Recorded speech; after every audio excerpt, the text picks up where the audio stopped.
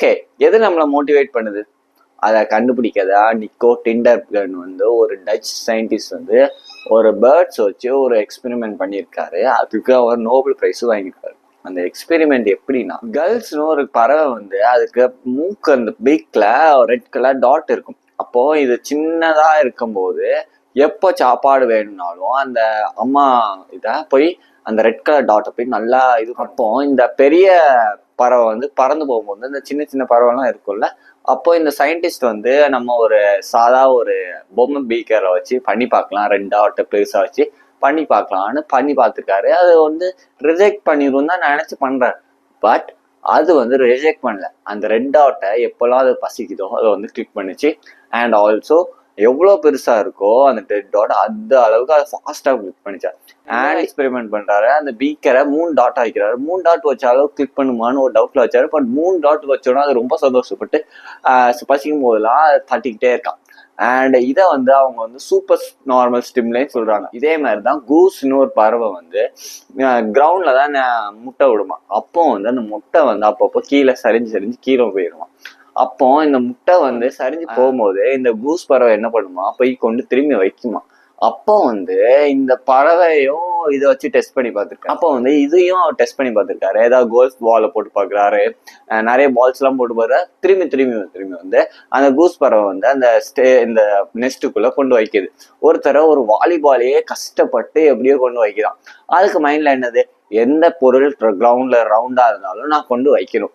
இந்த மாதிரி சின்ன சின்ன நேச்சுரலா நம்மளுக்கு ஒவ்வொரு அனிமலுக்கும் இந்த சூப்பர் நார்மல் ஸ்டிம்ல இருக்குன்னு சொல்றாங்க. நம்மளுக்கும் இந்த சூப்பர் நார்மல் ஸ்டிம்ல இருக்குன்னு சொல்றாங்க. எப்படின்னா, நம்மளோட ஆன்சிஸ்டர் வந்து ஃபுட்டுக்காக ரொம்ப கஷ்டப்பட்டிருக்காங்க. அப்போ கஷ்டப்படும் போது எப்போல்லாம் ஃபுட்டு அவங்களுக்கு கண்ணில் படிக்குதோ அவங்க வந்து ஒரு பெரிய வேல்யூ செட் பண்ணியிருக்காங்க. எதுக்கெல்லாம்? சால்ட், சுகர், ஃபேட்டுக்காக ரொம்ப வேல்யூ செட் பண்றாங்க. அந்த இதுக்காக எப்போல்லாம் அவங்க வந்து அந்த டெசர்ட்ல நடந்து போகும்போது ஒரு சாப்பாடு கிடைக்குதோ எவ்வளவு சாப்பிட முடியும் சாப்பிட்டு வச்சுட்டு அப்போ வந்து அவங்க எனர்ஜி கன்சியூம் பண்ண முடியும்னு சொல்றாங்க. அதனால நம்ம பிரெயின் வந்து மோர் வேல்யூ கொடுக்குது எதுக்கு? சால்ட், சுகர், ஃபேட்டுக்கு கொடுக்குதுன்னு இவங்க சொல்றாங்க. பட் நம்ம வந்து இப்போ வந்து கேலரி ரிச் என்விரான்மெண்ட்ல இருக்கோம்னு சொல்றாங்க. இப்போவும் நம்ம பிரெயின் வந்து அந்த சால்ட், சுகர், ஃபேட்டுக்காக ஏங்குதுன்னு சொல்றாங்க. அதனாலதான் ஃபுட் இண்டஸ்ட்ரி வந்து எவ்வளோ கிறிஸ்பியா இருக்கணும், நம்ம வாய்க்குள்ள போனோன்னு எவ்வளோ ஃபிஷ் அந்த சோடால இருக்கணும், எவ்வளோ இனிப்பா இருக்கணும் ஒரு ப்ராடக்ட். அண்ட் ஆல்சோ எப்படி நம்ம வந்து ஃபீல் பண்றோம், அந்த அதை வந்து ப்ராடக்டை எக்ஸ்பீரியன்ஸ் பண்ணும்போது எப்படி ஃபீல் பண்றோம், அது கூட இதுல வந்து ஒர்க் பண்றாங்க. அதனாலதான் சில ஃப்ரெஞ்ச் ஃப்ரைஸ் எல்லாம் பாத்துருக்கீங்களா, வெளியே கிறிஸ்பியா இருக்கும், உள்ள வந்து சாஃப்டா இருக்கும். பிஸ்கெட் வந்து வெளியே கிறிஸ்பியாவும் உள்ள சாஃப்டாவும் இருக்கிற மாதிரி. அண்ட் ஆல்சோ இந்த ஃபுட் இண்டஸ்ட்ரீஸ் வந்து ரொம்ப நம்ம எப்படிலாம் எக்ஸ்பீரியன்ஸ் பண்றோம், எவ்வளோ அட்ராக்டிவா வச்சுக்க முடியும்னு அந்த ஃபுட்டை நம்ம வாய்க்குள்ள. அண்ட் அந்த நேச்சுரல் ஃபுட்ஸ் சாப்பிடும் போது கூட நம்ம வந்து ஒரு ஃப்ரூட்ஸோ ஒரு கடலை முட்டையோ ஒரு சர்டன்னா தான் சாப்பிட முடியும். இதே ஜங்க் ஃபுட்னா நம்ம வந்து நிறைய சாப்பிடுவோம்ல, அதுக்கு கூட அவங்க வந்து டிசைன் பண்ணுவாங்க. ஒரு குக்கி பிஸ்கெட்டோட நிப்பாட்டிடக்கூடாது, இன்னும் கண்டினியூ பண்ணும். ஒரு லேஸ் சிப்ஸோட ஸ்டாப் பண்ணிடக்கூடாது, நம்ம கண்டினியூ பண்ணணும்னு சொல்லிட்டு அவங்க என்னெல்லாமோ பண்ணுவாங்க. அண்ட் நம்மளே சுத்தி பாருங்களேன், எதுனாலும் இப்போ ஒரு அட்வர்டைஸ்மெண்ட் எல்லாமே ஏதாவது அட்ராக்டிவா பண்ணுவாங்க. ஒரு டிஷர்ட் அட்வர்டைஸ்மெண்ட்னா அவங்க வந்து ஒரு நல்ல மாடலை கூட்டிட்டு வருவாங்க. இப்போ ஒரு நல்ல வீடியோ பார்த்தீங்கன்னா நல்லா எடிட்டிங் இருக்கும். அண்ட் வந்து இப்போ வந்து ஒரு பிஸ்கெட் பாக்கெட் பார்த்தீங்கன்னா ஒரு அட்ராக்டிவ் கவர் இருக்கும். அந்த மாதிரி எல்லாத்துக்குமே இப்போ அட்ராக்டிவ் திங்ஸ் வந்துகிட்டே இருக்கு சொல்றாங்க. அட்ராக்டிவ் திங்ஸ் வந்து ஃபியூச்சர்ல இன்னுமே அட்ராக்டிவ் ஆகும்னு சொல்றாங்க. லைக் பாஸ்ட்ல எல்லாருமே போர்ட் கேம்ஸ்ல ஆகிட்டு இருக்காங்க. அண்ட் இப்போ வந்து எல்லாரும் வீடியோ கேம்ஸ் ஆகிட்டு இருக்காங்க. ஸோ இப்போ வந்து ஒரு ஹேபிட் நம்ம ஃபார்ம் பண்ணணும். செகண்ட் ஸ்டெப் என்ன சொல்றாங்கன்னா, அட்ராக்டிவா மாத்துங்க. அண்ட் பீட்டர்னு ஒருத்தர் வந்து ஒரு எக்ஸ்பெரிமெண்ட் பண்றாரு சயின்டிஸ்டா. என்னன்னா, ரேட்ஸ் வச்சு எக்ஸ்பெரிமெண்ட் பண்றாரு. ரேட்ஸோட டோப்பமைன் இருக்குல்ல, அதை வந்து அவர் சர்க்யூட் பண்ணி எடுத்துட்டாரு. அப்போ எடுக்கும் போது அந்த ரேட்ஸுக்கு ஒரு ஒரு இதே இல்லை, லைக் தண்ணி குடிக்கணும்னு இது இல்லை, லைக் ரோம் பண்ணணும்னு இல்லை, சாப்பிடவும் இல்லை. அது எல்லாமே ஒரு சோக அந்த ஒரு உணர்ச்சி எதுவுமே இல்லாதனால அது வந்து தண்ணி தாகத்துல இறந்து போச்சுன்னு சொல்றாங்க. அண்ட் ஒரு இன்னொரு செட் ஆஃப் எலிக்கு என்ன பண்றாங்கன்னா, டோப்பமைன் அப்பப்போ கொடுத்துட்டே இருக்காங்க. எப்போனா அந்த எலி வந்து ஒரு பாக்ஸை கொண்டு இடிக்கும் போது அப்போ அந்த பாக்ஸை வந்து எலி எப்பெல்லாம் இடிக்குதோ அதுக்கு சின்ன சின்ன டோப்பமைன் கொடுக்குறாங்க. அப்போ அந்த அந்த எலி வந்து 1 மணி நேரத்துக்கு 800 தடவை அடிக்குது.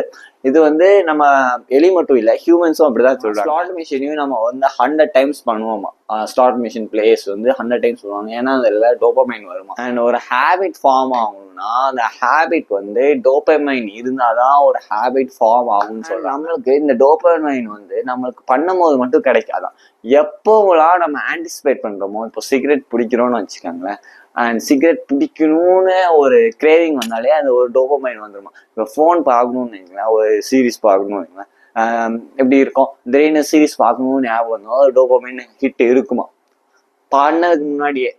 அதனால அந்த டோபமைன் ஹிட் வந்து பண்ணும்போது மட்டும் இருக்காதான், அதுக்கு முன்னாடியும் இருக்கும் சொல்றாங்க. 1965ல ஒரு ஹங்கேரி மேன் வந்து ஒரு ஸ்ட்ரேஞ்சான லெட்டர்ஸ் ஒரு பொண்ணுக்கு எழுதுறாங்க. யார் அந்த பொண்ணு பேர் வந்து கேரளா. என்ன லெட்டர்ஸ்னா, இவர் என்ன சொல்றாருன்னா, யாருனாலும் ஒரு டெலிபரேட் ப்ராக்டிஸ் பண்ணா, குட் ஹேபிட்ஸ் ஃபார்ம் பண்ணா, யாருனாலும் அந்த ஃபீல்டில் பெரிய ஆள் ஆகலான்னு இவர் வந்து அந்த பொண்ணுக்கு லெட்டர்ஸ் எழுதுறாரு.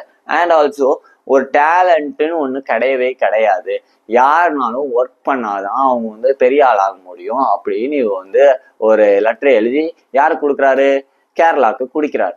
அப்போ இந்த கேரளாவும் ஓகே, இது வந்து ஒரு நல்லாதான் இருக்கு, பட் அவளுக்கு ஒரு அடமெண்டா இல்லை, பட் ஓகே இந்த பொண்ணு வந்து இதை அக்செப்ட் பண்ணு. இவர் எதுக்கு கேரளாக்கு லெட்டர் அனுப்புறாருன்னா, இவங்களோட குழந்தைகளுக்கு தான் இவங்க டெஸ்ட் பண்ணலான்னு இருக்காங்க அந்த ஐடியாவே. அப்போ இந்த ஐடியாவை எக்ஸிக்யூட் பண்ணதுக்கு கேரளாக்கு அனுப்புறாங்க.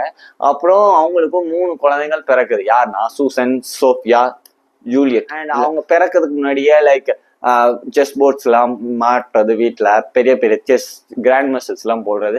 அண்ட் சோஃபியா பிறந்தோடனே 6 மாசத்துலயா அவங்க வந்து அடல்ட் எல்லாம் பீட் பண்ண ஆரம்பிச்சிட்டாங்க. அண்ட் 12ஆவது வயசுல ஒரு கிராண்ட் மாஸ்டர் ஆகுறாங்க.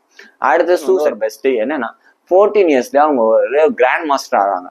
அண்ட் லாஸ்டா ஜூலியட் தான் பெரிய பிளேயர் ஆகிறாங்க. என்னன்னா 27 இயர்ஸ்க்கு வேர்ல்ட் நம்பர் 1 ரேங்கிங் அவங்க மெயின்டைன் பண்ணலாம். அண்ட் அவங்க 3 பேர்ட்டையும் நீங்க கேட்டீங்கன்னா அவங்க வந்து இந்த செஸ் லைஃபை வெறுக்கல, எனக்கு ரொம்ப பிடிச்சிருந்துச்சு இந்த chess life.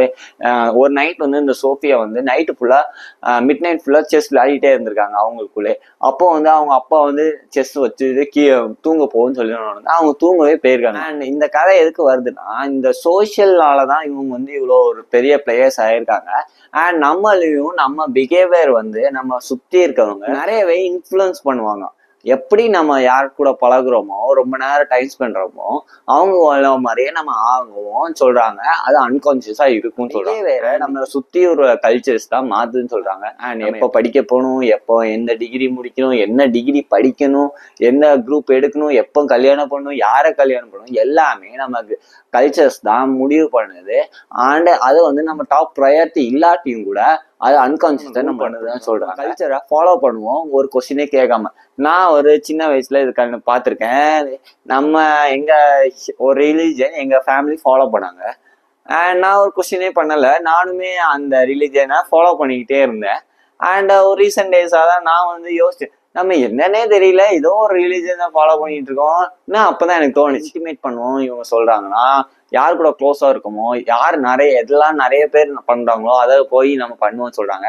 And third also யாரோ பவர்ஃபுல்லா இருக்கவங்க ஏதாவது பண்ணாங்கன்னா அதை நம்ம கண்டிப்பா பண்ணுவோம்னு சொல்றாங்க. நம்ம வந்து இதுக்கு முன்னாடி என்விரான்மெண்ட் நம்மளை இன்ஃப்ளூயன்ஸ் பண்ணுன்னு சொன்னால, அதே மாதிரி நம்மளை யார் கூட எல்லாம் க்ளோஸா இருக்குமோ அது மாதிரி நம்ம சோசியல் என்விரான்மெண்ட் நம்மளை இன்ஃப்ளூயன்ஸ் பண்ணுன்னு இவங்க சொல்றாங்க. யார் கூட எல்லாம் பழகுறோமோ அவங்களோட ஹேபிட்ஸ் நம்மளுக்கு ஒட்டிக்கும்னு சொல்றாங்க. இப்போ வந்து நம்ம அப்பா அம்மா எப்படி ஆர்குமெண்ட்ஸ் ஹேண்டில் பண்றாங்களோ அதுதான் நம்ம வரும்னு சொல்றாங்க. எப்படி நம்ம சிரிக்கிறோமோ, எப்படி நம்ம ஃப்ரெண்ட்ஸ் வந்து எப்படி பேசுறாங்களோ அதே மாதிரி நம்ம பேசுவோம்னு சொல்றாங்க. இவர் அட்டாமிக் ஹேபிட்ஸோட ஆத்தர் வந்து ஜேம்ஸ் கிளர் வந்து ஒரு ஹாஸ்டல்ல இருந்திருக்காரு. அப்போ அவங்க ஒரு 5 ரூம் குரூப்பா இருந்திருக்காங்க இருக்கு. அண்ட் போக போக போக வந்து அவங்க எப்படி பேசுறாங்களோ, அவங்க ஃப்ரெண்ட்ஸ் எல்லாம் எப்படி பேசுறாங்க அதே மாதிரி பேச ஆரம்பிச்சிட்டேன்னு சொல்றாரு. அண்ட் ஒரு ஸ்டடியும் நடந்திருக்கு. 12,000 பீப்புளுக்கு 37 வருஷத்துக்குள்ள ரிசர்ச் என்னன்னா, இப்போ ஒருத்தவங்க உங்க குரூப்ல யாராவது ஒபீஸா இருக்காங்கன்னா 57% இருக்கான் நீங்களும் ஒபீஸ் ஆகிறதுக்கு அப்படின்னு இந்த ஸ்டடி சொல்லுது. உங்களுக்கு ஆசையா ஒரு ஹேபிட் ஃபார்ம் பண்ணணும்னு வச்சுக்கோங்களேன், அதை வந்து யார் ஏற்கனவே பண்ணிட்டு இருக்காங்களோ அந்த குரூப்ல போய் சேருங்கன்னு சொல்றாங்க. அந்த குரூப்ல போய் சேர்ந்தீங்கன்னா அந்த ஐடென்டிட்டியும் வளருமா. இப்போ ஐடென்டிட்டினா நான் வந்து ரீடர்னு சொன்னா, அண்ட் இப்போ வந்து வி ஆர் ரீடர், நம்மளாம் ரீடர்னு ஆயிரும். அப்போ அந்த ஐடென்டிட்டி ஸ்ட்ராங் ஆயிரும். அண்ட் நீங்களும் ரீடர் ஆயிடுவாங்கன்னு சொல்றாங்க. அண்ட் இது ரீடருக்கு மட்டும் இல்லை, எந்த ஹேபிட்ஸ்க்கு வேணாலும் நீங்க பொறுத்துக்கலாம். அண்ட் செகண்ட் வந்து நான் மக்கள் வந்து நிறைய பண்ற மக்களை நம்ம ஃபாலோ பண்ணணும்னு சொல்றாங்க. அதுக்கு ஒரு எக்ஸ்பெரிமெண்டா ஒரு 3 லைன் இருக்கு. இந்த 3 லைன்ல எது இந்த லைனோட சிமிலரா இருக்குன்னு சொல்லிட்டு ஒரு எக்ஸ்பெரிமெண்ட் பண்றாங்க. இல்ல ரிசர்ச்சர்ஸ் பாதி ஒரே ஒரு நார்மல் பீப்புளோ 2 பீப்புள் நார்மல் பீப்புள். அப்போ இந்த ரிசர்ச்சர்ஸ் வந்து ஃபர்ஸ்ட் வந்து இந்த லைனுக்கும் ஏக்கும் தான் கரெக்டா இருக்கு, பிக்கும் தான் கரெக்டா இருக்குன்னு சொல்லியிருக்காங்க. பட் போக போக வந்து கொஞ்சம் வந்து தப்பா சொல்றாங்க. இப்போ தப்பா சொல்லும் போது இந்த நிறைய பேர் ரிசர்ச்சர்ஸ் நிறைய பேர் இருக்காங்களா, ஆமா இது தப்பு இந்த லைன் தான் சேமா இருக்குன்னு சொல்லும் போது இவங்களும் அந்த லைன் வந்து வித்தியாசமா தான் இருக்குன்னு தெரிஞ்சாலும் அவங்க குரூப் சொன்னதுனால அவங்க வந்து இதுதான் கரெக்டா இருக்குன்னு சொல்லிடுவாங்க. நம்ம வந்து குரூப்பை வந்து எப்பவுமே நம்புவோமா, எப்போ நம்மளுக்கு சரியா ஆக்ட் பண்ண தெரியலையோ நம்ம வந்து எப்பவுமே குரூப்பை பார்ப்போமா. இப்போ நம்ம அமேசான்லயும் நம்ம பார்ப்போம்ல, எப்போலாம் என்னெல்லாம் ரிவ்யூஸ் போட்டிருக்காங்க, யூடியூப்ல கூட நம்ம எவ்வளோ வியூஸ் போயிருக்கு அண்ட் இந்த வீடியோ இவ்வளோ பேர் பார்த்துருக்காங்க, அப்போ நம்ம கண்டிப்பா பார்க்கலாம். அண்ட் ரிவ்யூஸ் நம்ம செக் பண்ணுவோம், எவ்வளோ ஸ்டார்ஸ் இருக்கு, எவ்வளோ ரிவ்யூஸ் போட்டிருக்காங்க. அப்படி வந்து இந்த குரூப்பை வந்து நம்ம ஃபாலோ பண்ணுவோம் இவங்க சொல்றாங்க. இந்த ஒரு ஹேபிட் அன்அட்ராக்டிவா மாத்ததுக்கு இவங்க வந்து அடுத்த சாப்டர் என்ன சொல்றாங்கன்னா, இந்த ஜேம்ஸ் கிளியர் வந்து குரூப்ல அவர் குரூப் ஆஃப் ஃப்ரெண்ட்ஸ் வந்து போயிருக்காங்க. அப்போ ட்ரிப் போகும்போது இவங்க எல்லாரும் ஸ்மோக்கர்ஸ் பட் எப்படியோ குவிட் பண்ணிட்டாங்க. லைக் ஜேம்ஸ் கிளியர்ல அவங்களோட ஃப்ரெண்ட்ஸ். அப்போ அந்த ஜேம்ஸ் கிளியர் வந்து அவங்க ஃப்ரெண்ட்டை கேட்குறாங்க, எப்படி நீங்க ஃபர்ஸ்ட் ஸ்டார்ட் பண்ணீங்கன்னு கேட்குறாங்க. அப்போ அவங்க சொல்றாங்க, ஃபர்ஸ்ட் எப்பவுமே நம்ம ஃப்ரெண்ட்ஸ்னால தான் நம்ம வந்து ஸ்மோக்கிங் ஸ்டார்ட் பண்ணுவோம். நம்ம ஃப்ரெண்ட் வந்து ஸ்மோக் பண்ணுவான், அதை பார்த்து நம்மளும் ட்ரை பண்ணலான்னு ஆரம்பிச்சது தான். அண்ட் எப்படி குவிட் பண்ணீங்கன்னு கேட்கும் போது ஒரு புக்கு படிச்சேன்னு சொல்றாரு. அது என்னன்னா, ஆலன் கேர்ல எழுதினேன் easy way to quit smoking சொல்லிட்டு ஒரு புக்கு. அண்ட் அந்த புக்கு ஃபுல்லா என்ன எழுதிக்குமா, ஃபுல்லாவே ஸ்மோக்கிங் பண்றதுனால நீங்க ஒண்ணுமே இழக்கல, நீங்க ஃப்ரீடம் தான் அடையிறீங்க. ஸ்மோக்கிங் பண்றதுனால நீங்க வந்து உங்க ஸ்ட்ரெஸ் வந்து கம்மியாகல, உங்க ஸ்ட்ரெஸ் வந்து அதிகமாக தான் ஆகுது, உங்க நர்வ்ஸ் எல்லாம் டிஸ்ட்ராய் பண்ணுது. ஸ்மோக்கிங் பண்றதுனால நீங்க சோஷியல் ஆகல, ஸ்மோக்கிங் பண்ணாமலே நீங்க சோஷியல் ஆகலாம். நீங்க குட் பண்ணனால நீங்க எதையும் இழக்கல, குட் பண்ணாதனாலதான் நீங்க வந்து உங்களோட ஃப்ரீடத்தை அனுபவிச்சிருக்கீங்க, உங்க ரெஸ்பெக்டை திரும்பி எடுத்திருக்கீங்க. அதனால ஸ்மோக்கிங் விடுறது வந்து நீங்க வந்து ஒரு ஹையர் பெர்ஸ்பெக்டிவ்ல பாருங்கன்னு சொல்லிட்டு இவரு அந்த புக்கு ஃபுல்லாவே எழுதியிருக்காரு. அண்ட் இந்த புக்கை படிச்சோடனே ஜேம்ஸ் கிளியர் வந்து நினைக்கிறாரு, ஸ்மோக்கிங் பிடிக்கிறது தான் உலகத்திலேயே கெடுதலான விஷயம்னு சொல்லிட்டு அதுல எழுதுறாரு. கிரேவிங் வருதுல்ல, ஒரு சென்சேஷன், நம்மளுக்கு ஒரு பிஸ்கெட் சாப்பிட்றதுக்கு முன்னாடியோ ஒரு ஃபோன் பார்க்கறதுக்கு முன்னாடியோ ஒரு கிரேவிங் வருதுல்ல, அது வந்து எதனால வருது, அண்டர்லைங் மோட்டிவ்ஸ்னால தான் வருதுன்னு சொல்றாங்க.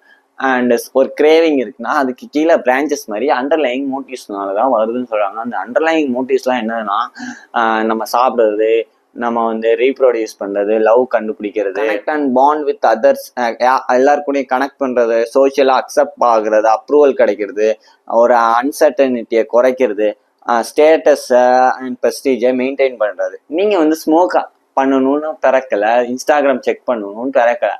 நம்ம எல்லாத்துக்கும் எதுக்கு செக் பண்றோம், ஒரு அன்சர்டனிட்டியை ரெடியூஸ் பண்ணதுக்கு, நம்ம ஸ்ட்ரெஸ்ஸோட ரெடியூஸ் பண்ணதுக்குன்னா அந்த திரும்பி அந்த நோக்கி போறோம்னு சொல்றாங்க. ஒரு ஹேபிட் நம்மளுக்கு ஃபார்ம் ஆயிடுச்சுன்னா, ஒரு ப்ராப்ளத்தை சால்வ் பண்ணிச்சுன்னா திரும்பி வந்து அந்த சால்யூஷனுக்காக நம்ம போவோம். இப்போ சிகரெட் பிடிக்கிறதுனால நிறைய பேருக்கு கிரேவிங்ஸ் ரெடியூஸ் ஆகும், ஸ்ட்ரெஸ் வந்து குறையும். அதனாலதான் திரும்பி அதுக்கு நோக்கி போறோம். இன்ஸ்டாகிராம் பார்க்க நம்ம ஒரு போஸ்ட் போட்டிருக்கோம், அது வந்து நம்ம வந்து வச்சிட்டோம். அப்போ ஆனா தோணும், இந்த போஸ்ட் வைரலா இருக்குமோ, ஒருவேளை இந்த போஸ்ட் வந்து லைக் நிறைய வந்திருக்கும், யார் கமெண்ட் பண்ண, இந்த அன்சர்டனிட்டி இருக்கு தெரியுமா, அதனாலயும் நம்ம வந்து அந்த கிரேவிங் வரும், அதை நோக்கி போவோம்னு சொல்றாங்க. ஒரு ஹார்ட் ஹேபிட்டை நம்ம பண்ணணும்னாலும் நம்ம மைண்ட்ல உள்ள பெர்ஸ்பெக்டிவ் மட்டும் மாத்தினாலும் நம்ம போகும்னு சொல்றாங்க. இப்போ ஃபினான்ஸ் பண்றது வந்து நிறைய பேர் நினைப்பாங்க நம்ம வாழாம வந்து சேவ் பண்றோம்.